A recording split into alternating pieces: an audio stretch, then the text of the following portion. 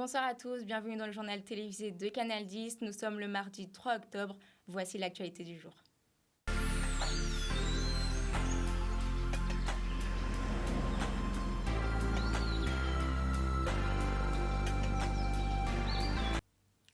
Pluie, vent et orage, la nuit n'a pas été de tout repos pour les habitants de Guadeloupe ce lundi soir. En effet, la Basse-Terre a été fortement impactée. Direction Trois-Rivières où le pont de Blondeau a été totalement ravagé par la tempête Philippe. Suivons Harold Delus et Grégory Laps sur le terrain. Nous sommes exactement sur le pont de Blondeau, donc le pont de Blondeau qui marque la frontière entre Trois-Rivières et Vieux-Fort justement. Et nous sommes face à une situation où l'ouvrage a été complètement fragilisé par la tempête tropicale Philippe. Et nous sommes avec les équipes de route de Guadeloupe, avec le prestataire. Nous avons déjà déblayé un premier pont en amont. Donc là maintenant nous arrivons sur le pont de Blondeau pour essayer de libérer la circulation, pour permettre notamment aux habitants de Vieux-Fort de pouvoir circuler, parce qu'on sait qu'aujourd'hui, Vieux-Fort est enclavé. On a eu cette chance de voir aussi qu'il puisse du moins se dévider très rapidement. Et à notre réveil, il n'y avait pas autant que ce que nous avons prévu. Donc là, nous avons été épargnés par la boue. C'est vrai que dans certains secteurs, notamment à bord de mer ou encore sous la zone de Grand Anse, il y a eu quelques situations individuelles qui ont été constatées.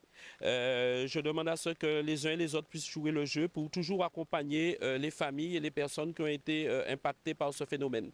Ici, nous sommes sur l'intersection de Vieux-Fort et Trois-Rivières. Effectivement, c'est le point d'ancrage, de ralliement entre les deux communes.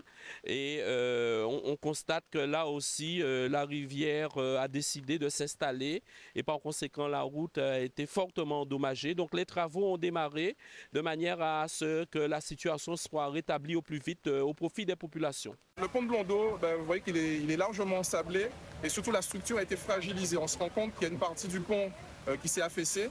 Donc il va falloir réduire la circulation sur une seule voie et puis prendre des mesures. Bon, ça c'est Route de Guadeloupe qui fera le diagnostic un peu plus poussé. L'objectif vraiment ce matin, c'est de libérer les accès pour que l'on puisse retrouver un semblant de liberté. Et le préfet Xavier Lefort s'est bien sûr déplacé pour constater les dégâts à la marina de Rivière-Sens. Des phénomènes qui se répètent avec des conséquences toujours aussi désastreuses au niveau des inondations. Pour ne pas changer, le sud de Basse-Terre était une nouvelle fois sous les eaux. Un reportage d'Olivier Félix. Alors bis repetita oui, parce qu'effectivement on est sur des phénomènes qui se répètent et qui ont les mêmes conséquences. Moi ce que je voudrais surtout réinsister, c'est sur par rapport à Fiona, c'est qu'il n'y a pas eu de blessés, il n'y a pas eu de morts. Les gens sont restés en sécurité chez eux. Depuis hier soir, on surveille effectivement la situation, surtout sur le sud, le sud de la Basse-Terre qui a été le plus touché entre Gourbert, Vieux-Fort, Trois-Rivières, etc. Donc nous on était très mobilisés d'abord sur la situation, sur la sécurité des gens et notamment sur la sécurité des habitants de Vieux-Fort qui se sont retrouvés quand même et qui sont toujours bloqués en termes de circulation. Donc là la priorité c'est de dégager la circulation et dégager la route, que ce soit entre Gourbert et Vieux-Fort, ou que ce soit entre Trois-Rivières et Vieux-Fort. Après, ce que ça montre aussi, c'est que, et je comprends les élus de Gourbert, ce que ça montre aussi, c'est qu'il faut traiter le sujet. Moi, je passe souvent là, j'habite pas loin, donc c'est un endroit qu'on connaît bien les uns et les autres. Voilà, il y avait des travaux qui venaient d'être faits. Ça montre effectivement qu'il faut traiter le problème beaucoup plus en amont. C'est-à-dire effectivement, on a une montagne dans laquelle on fait des travaux. Il est normal quand il y a beaucoup de pluie. Mais effectivement, toute la montagne finit par descendre sur la route et dans la mer. Donc il y a un vrai sujet, parce qu'effectivement, à chaque fois qu'on a ce type d'événement, on va retrouver ce type de phénomène. Et voilà, c'est un peu désespérant avec un an d'écart de retrouver la même situation au même endroit, parce que c'est énormément de boulot. Et je sais pas, je veux pas m'avancer sur le sujet. Il faut travailler avec tout le monde je suis pas géologue, je suis pas technicien des sols. Donc voilà, il faut travailler avec tout le monde sur la mise en sécurité, la protection, où est-ce qu'on fait les travaux, les ouvrages d'art, est-ce qu'on les remonte, à quel endroit. Je ne veux absolument pas m'avancer et mettre en cause à ce stade qui que ce soit, parce que je suis pas compétent, mais on voit bien qu'il faut travailler sur l'environnement proche. On ne peut pas se contenter simplement de désensabler la marina. Il faut voir en amont effectivement comment se comportent les sols, les risques de glissement de terrain. Voilà, on se retrouve avec la route de Gourbert à Vieux-Fort complètement bouchée. Voilà, il va falloir 48 heures pour la déboucher. On va essayer de dégager le passage très vite pour que les véhicules de secours ou que les gens qui ont besoin de se déplacer en urgence puissent se déplacer. Mais oui, il faut qu'on fasse le point sur le fonctionnement, je dirais, géologique et technique des sols dans cet endroit, quoi. On reste toujours en Basse-Terre. En effet, la tempête n'a pas épargné la marina de Rivière-Sens. Le président de région, M. Harry Chalus, s'exprime au micro d'Olivier Félix. Nous avons du pain sur la planche parce que quand même c'est une marina. Voir encore des dégâts suite au passage de la tempête Philippe. Après ce que nous avons vécu lors de Fiona, des travaux ont été réalisés par le département. Et aujourd'hui encore, nous avons eu des éboulements, nous avons eu une grosse arrivée de sable. Nous avons eu quelques bateaux qui ont encore pris de l'eau, qui ont coulé. Donc il fallait effectivement porter une attention vraiment particulière sur ce site qui est un site touristique quand même. On ne peut pas, à chaque fois qu'il y a des intempéries, pouvoir avoir des dégâts aussi importants. Il fallait que nous puissions effectivement nous pencher sur cette situation qui est catastrophique pour les utilisateurs, surtout les plaisanciers, trouver des solutions à ce qu'à l'avenir nous n'ayons plus ce problème. Parce que là, chaque fois que nous aurons une pluie forte, nous aurons des intempéries, on aura encore ce même phénomène. Donc il faudrait effectivement prendre des décisions pour qu'on puisse régler définitivement ce problème. Nous avons su aussi que le pont de Blondeau a été fortement endommagé. Nous irons faire un tour. Aussi faire un tour à Rivière-des-Pères où nous avions l'an dernier fait de très gros travaux, quand même voir la situation. Et encore d'autres sites qu'on nous a signalés où il y a eu des éboulements et des montées d'eau. Jamais 203 est toujours du côté de la marina où Marie-Cécile Ripon, présidente de la société de gestion Sud Ancrage, est attristée par les dégâts et regrette le manque de travaux. Je suis triste et un peu remontée parce que, en fait, je pense, c'est vrai que c'est un phénomène naturel, on ne peut pas, la nature reprend ses droits ou la nature, on ne peut pas arrêter la nature. Mais je pense que si on avait curé la rivière, la ravine qui passe le long de la capitainerie, l'eau aurait pu passer directement là où il est prévu, c'est-à-dire dans la ravine. Et si le curage sous cette route avait été fait aussi, l'eau aurait suivi son cours normal. Et là, comme il n'y avait pas eu assez de tirant d'air pour que l'eau passe, eh bien, l'eau s'est détournée, est allée vers le bassin et a explosé la digue qui protégeait, parce que là déjà, avant le passage de la tempête, le lit de la rivière était déjà pratiquement au niveau de la route. Ça n'a pas été curé. Donc forcément, eh bien, il a suffi d'un peu de gravier, parce que là c'est du gravier encore qu'on voit qui est descendu. Eh bien, la rivière, l'eau pour passer, a éclaté la digue qui protégeait justement pour empêcher que la rivière ne sorte de son lit et ne s'étale comme ça. Voilà, donc les choses ont été faites, la route a été refaite, la RD6 a été refaite, mais tout n'a pas été fait en temps et en heure. Et voilà, donc, et sans compter que le sable qui était dans la marina, qu'on avait déjà rassemblé, on avait déjà fait des monticules pour éviter qu'il soit étalé. Et là, le sable s'est encore un peu étalé dans la marina, ce qui est déplorable. Gourbert, impacté, touché, mais heureusement sans blessé. Le maire Claude Aignan fait un parallèle avec Fiona. En effet, les mêmes zones ont été une nouvelle fois inondées. Heureusement, pas de victimes, pas de morts, mais une fois encore, la nature a eu le dernier mot. On a été sur le terrain depuis 2 heures du matin. On a parcouru l'ensemble du territoire, surtout les zones qui ont été touchées, parce qu'on a des retours des administrés en fonction de leur quartier, Palmy, Champfleury, Rivière-Sens et Bisdary. Donc il y a des périodes d'accalmie, donc ça a permis de sortir tout en étant vigilant sur la route avec les dégâts occasionnés. Ça a permis de voir les mêmes zones qui ont été touchées par Fiona. Ce sont les mêmes, Rivière-Sens, l'ensablement qui a été renforcé. Beaucoup de résidents, de particuliers ont été touchés par la précipitation. Donc, les rues se sont transformées en rivières à Champfleury, certains endroits même chez des proches à Saint-Charles au Vieux-Chemin. Mais on peut se réjouir quand on compare. Il faut toujours trouver une lumière dans notre malheur. Il n'y a pas de mort quand on voit même en France métropolitaine.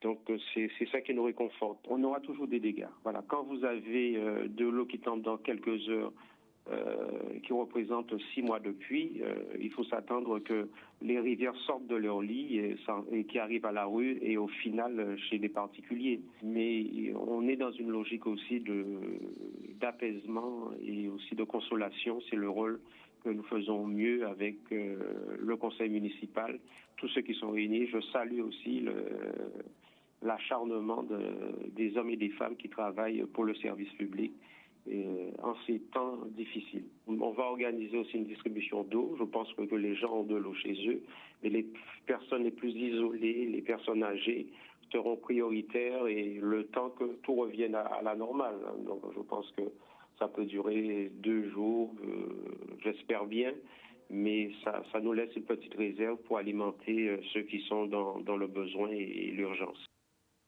André Atala, le maire de Basse-Terre, nous fait un petit point sur les dispositions mises en place pour sécuriser les habitants. Yves Bassé nous partage l'interview. Nous avons, pendant la nuit, 3 familles que nous avons mis en sécurité, mais pas de blessés, donc tant mieux, mais juste mise en sécurité. Au niveau du hall des sports de Rivière-des-Perles, ce matin, on a livré les petits déjeuners.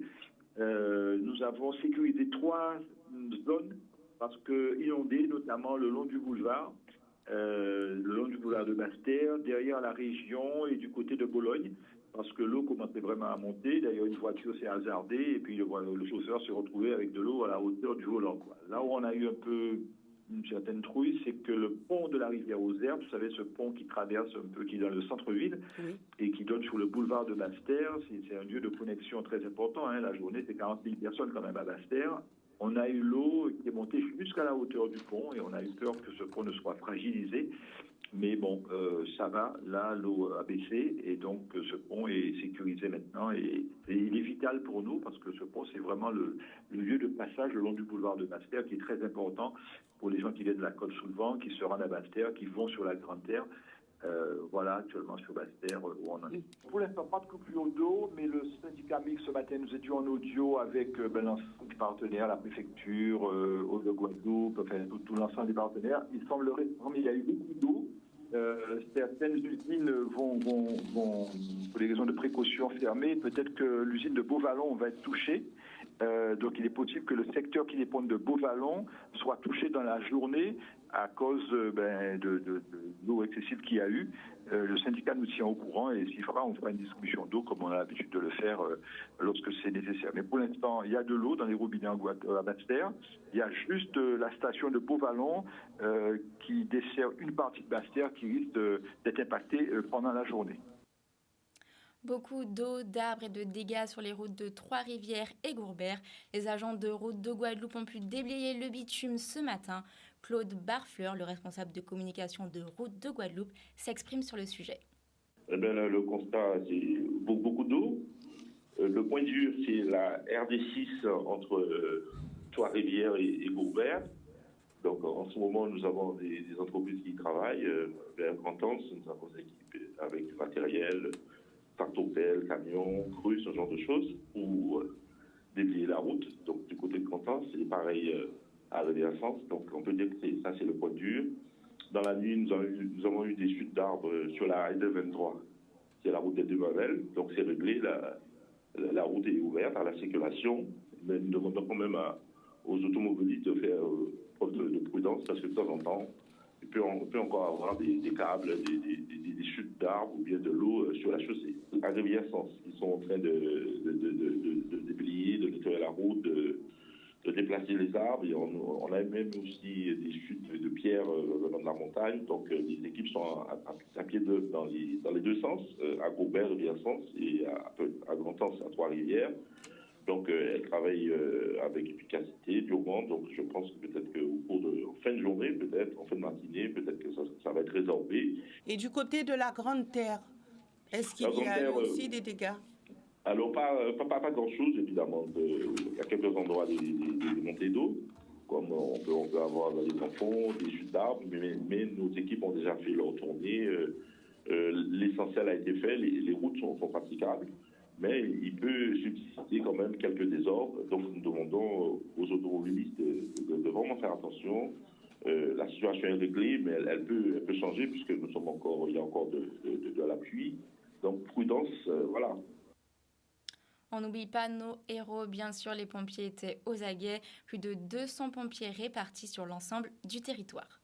Depuis que le territoire a été touché par la tempête Philippe, nos équipes ont été d'une part en prévention, en anticipation fortement mobilisés. C'était plus de 200 sapeurs-pompiers qui étaient répartis sur l'ensemble du territoire. L'activité a été plus soutenue que d'habitude. C'est 2 fois plus d'interventions que nous avons réalisées, près de 80 en tout, dont une petite trentaine liées au phénomène météo. Tout le territoire a été impacté, mais de façon beaucoup plus concentrée et prépondérante. Notre activité s'est localisée sur le sud Basse-Terre ainsi que sur les Saintes et Marie-Galante. Nous avons été sollicités effectivement pour de la montée des eaux dans des domiciles, des chutes d'arbres, de végétaux notamment, mais également, et ça aurait pu être excessivement dramatique pour des sauvetages de personnes, comme nous avons eu le cas à Rivière-Sens, où 2 véhicules ont été emportés suite à un glissement de terrain. Fort heureusement, les occupants ont pu s'extraire d'eux-mêmes avant même notre arrivée. Mais sur place, nous avons dû les sécuriser en les accompagnant en lieu sûr. Là, ce matin, avec la levée du jour et puis le réveil de la population, on est sollicité pour des interventions qui touchent plus des chutes d'arbres, des maisons qui sont inondées. Et puis nous sommes en train de monter un dispositif pour héliporter une équipe de sapeurs-pompiers au sein de la commune de Vieux-Fort, car cette commune, aujourd'hui, à l'heure où on se parle, est coupée du reste de la Guadeloupe. Les voies d'accès routières sont encombrées d'obstacles qui ne permettent plus la circulation routière. Petit tour à la Désirade maintenant, pas de dégâts, pas de coupure d'électricité, plus de peur que de mal. La conseillère municipale Sabrina Robin nous explique tout. Au niveau de la Désirade, comme vous savez, nous sommes l'île la plus à l'est de la Guadeloupe. Donc nous avons eu les premiers effets de la tempête Philippe hier assez tôt dans la journée, en fin de matinée. Donc vraiment le plus gros de l'épisode pour nous, c'était hier entre 11h et jusqu'au début de soirée. Donc beaucoup de pluie. Un peu de vent dans la nuit, mais c'est vrai que ce matin, on se réveille et ça va, nous n'avons pas trop de dégâts. Le maire a pris la décision très tôt hier, vers 11h, en lien avec les services académiques, de fermer les écoles pour mettre tout le monde en sécurité. Et finalement, plus de peur que de mal, heureusement, sur l'île de la Désirade. Pas de coupure d'électricité, par contre, une panne sur le réseau mobile ce matin sur les sections du Souffleur et de Bémao, mais le réseau a été rétabli entre-temps.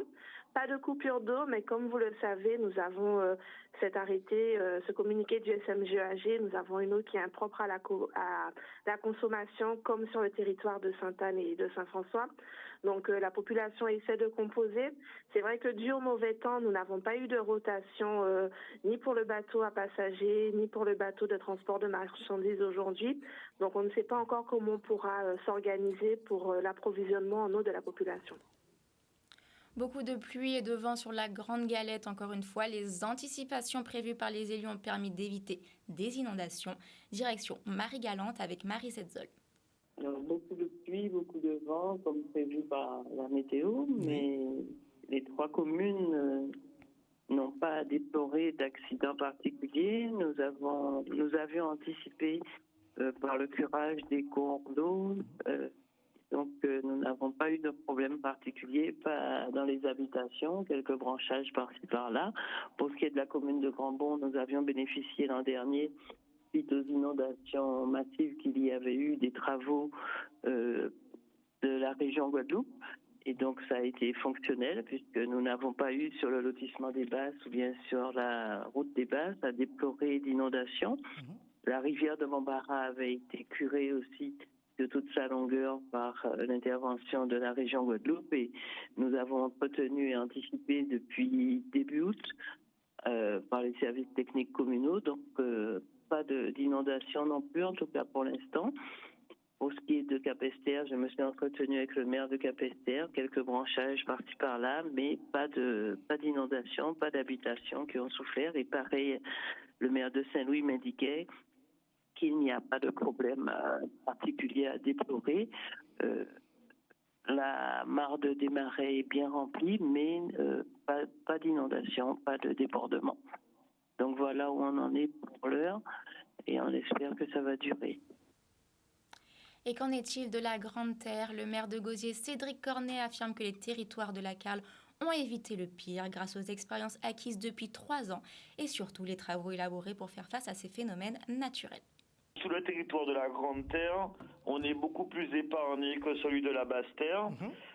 J'ai eu mes collègues, notamment maires voisins, et à part bien sûr quelques arbres et quelques branches, un petit peu d'eau qui est montée par-ci par-là, mais qui est vite redescendue vu que la pluie n'est pas soutenue. Dans l'ensemble du territoire, on n'a pas de vrais sujets, de vrais dégâts, de vrais bobos. Donc je suis très content qu'on ait été épargné. Et puis il faut dire aussi qu'il y a un travail qui est mené de curage, de fauchage et d'élagage qui permettent qu'aujourd'hui, avec l'expérience qu'on a engrangée depuis 3 ans, de vraiment avoir de meilleurs résultats et des zones qu'on connaissait sensibles ne sont pas impactées parce que des travaux sont menés. Et là, je prends l'exemple de Marcafé où on devait commencer les travaux mercredi. Mais déjà, les premiers travaux de Marcafé ont déjà apporté pas mal de bons résultats. Et on sait qu'en continuant, parce que c'est pas un travail dans un seul temps. C'est tout le temps qu'on doit préparer l'arrivée d'intempéries ou de cyclones. Et donc aujourd'hui, je suis très satisfait, surtout pour le Gosier, où on avait de vrais problèmes sur les inondations, les montées des eaux et bien sûr les dégâts. Aujourd'hui, je suis très content que le travail paie. Et je tenais à féliciter tous les employés municipaux, communautaires, les entreprises qui au quotidien travaillent pour qu'on ait ces résultats. Mais que dit la législation face aux vigilances? Maître Christophe Quartero replonge dans ses bouquins et nous fait un point sur les lois. On va dire qu'il faut être extrêmement vigilant dans ce qu'on définit par précisément ces codes couleurs.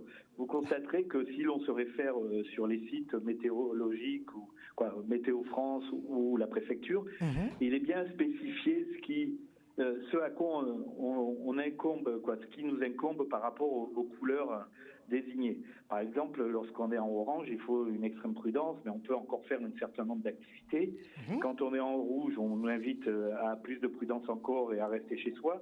Et effectivement, on va se poser alors la question de nos obligations professionnelles au regard de ces vigilances-là. Parce que quand vous regardez les codes couleurs, on ne vous dit pas interdit d'aller travailler ou obligation d'aller travailler.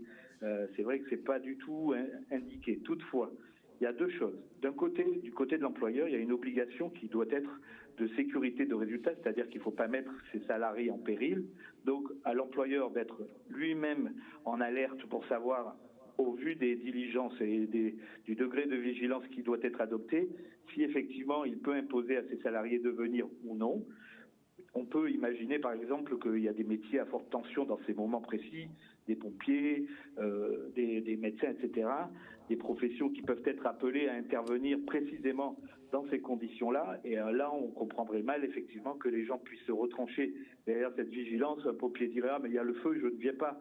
Voilà, donc c'est l'EDF qui dirait il y a une tempête, donc j'interviens pas pour rétablir la sécurité par rapport à des fils électriques qui pendraient ou autre. Donc par rapport à tout cela, il y a d'un côté une obligation de l'employeur donc d'adapter les obligations des salariés au regard de ces risques, mais de l'autre côté salarié aussi, il appartient à chaque salarié d'être conscient de ce qu'il peut faire ou pas faire, puisque effectivement, s'il est dans l'empêchement total de se déplacer, il peut invoquer ce qu'on appelle la force majeure. Mon problème, c'est de ne pas pouvoir aller à mon travail parce que les routes sont coupées, parce qu'il y a des arbres sur les routes, parce que c'est inondé. Là, je peux justifier de cette irrésistibilité. Si en revanche, la route circule normalement et que c'est simplement moi qui prend la décision de ne pas sortir de chez moi et de ne pas m'assurer qu'effectivement toutes les conditions me permettent d'arriver à mon travail, là on pourrait, dans le cadre effectivement de la force majeure, me rétorquer que d'autres l'ont fait, et si je ne l'ai pas fait, c'est que j'ai pris mes responsabilités, mais celles-ci pourraient être éventuellement sanctionnées par un employeur. Et enfin, pour finir sur une belle note, selon les prévisions de la météo, dès demain, nous serons de retour ouverts et les écoles seront à nouveau ouvertes. Nous remercions fortement toutes les équipes mobilisées. Merci à tous de nous suivre et n'hésitez pas à vous abonner à notre compte Instagram pour suivre toute l'actualité en direct. C'était le journal télévisé sur Canal 10. Prenez soin de vous. À très bientôt.